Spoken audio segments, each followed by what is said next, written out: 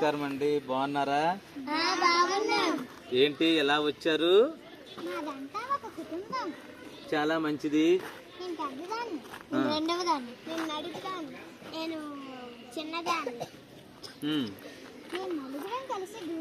అమ్మా కొంచెం గట్టిగా చెప్పమ్మా, నాకు వినబడట్లేదు, చెప్పు. ఓకే. మేము దూదినంతా ఒక కొట్టంలో దాస్తున్నాం.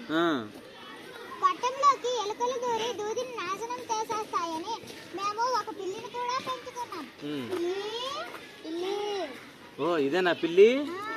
బాగుంది బాగుంది. మేము పిల్లి 4 కాళ్ళు, మేము నలుగురం సర్దుకున్నాం. ఇది నా కాలు. ఆ కాలు. ఓకే. 4వ వాడి కాలుకి దెబ్బ తగిలింది. అవునా? మేము నూనె రాసి కట్టు కూడా కట్టాము. మేము దేవుడి దగ్గర దీపం పెట్టి అన్నం తినడానికని బయటికి వచ్చి అన్నం తింటున్నాం. ఈ పిల్లి అలా అలా తిరుగుతుండగా కొట్టంలోని ఒక ఎలుక వచ్చి నూనె తోయబోతుండగా ఈ పిల్లి చూసి గెంతింది. దీని కాలు కట్టాం కదా మనము, దానికి అగ్గంటేసింది. తను కంగారు మీద కొట్టంలోకి దూరిపోయాడు. కొట్టంలో ఉన్న దూది మొత్తం కాలిపోయింది. ఇప్పుడు నాలుగో తన కాలు వల్లే కదా నిప్పంటుంది. అందుకే మేము మా ముగ్గురికి నష్టపరిహారం చెల్లించాలి. మా చెల్లి ఓహో, తన కాలు వల్లే మొత్తం అంతా కూడా పట్టం మొత్తం అంటించింది కాబట్టి ఆ నష్టపరిహారం తను చెల్లించమంటున్నారు. ఏమన్నా నువ్వేమంటావు?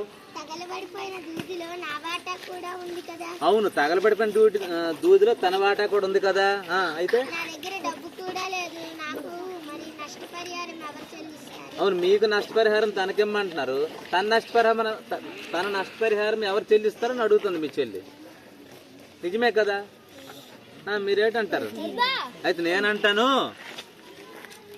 మీ ముగ్గురికి తన నష్టపరిహారం చెల్లించడం కాదు, తనకే మీ ముగ్గురు కలిపి నష్టపరిహారం చెల్లించాలి అంటాను. అది ఎలాగా? ఇప్పుడు తన కాలుకి దెబ్బ తగిలింది, ఆ కాలుతో అసలు నడవలేదు, పట్టంలోకి కూడా వెళ్ళలేదు. మరి ఆ పట్టంలోకి నడిచెళ్ళడానికి సహకరించినటువంటి కాలు ఎవరివి? మీ ముగ్గురు తాలూకా కాలు. అందువల్ల మీ ముగ్గురు కాలుతోనే అది నడిచెళ్ళి కొట్టంలోకి వెళ్ళి మొత్తం అంతా ఎగ్గంటిసింది. కాబట్టి మీ ముగ్గురే మీ చెల్లికి నష్టపరిహారం ఇవ్వాలని నేను అంటాను. ఏమంటారు? అదే న్యాయమా? కాబట్టి ఇక నుండి నలుగురు కూడా సహకార భావంతో చక్కగా వ్యాపారం చేసుకుని కలిసిమెలిసి ఉండండి.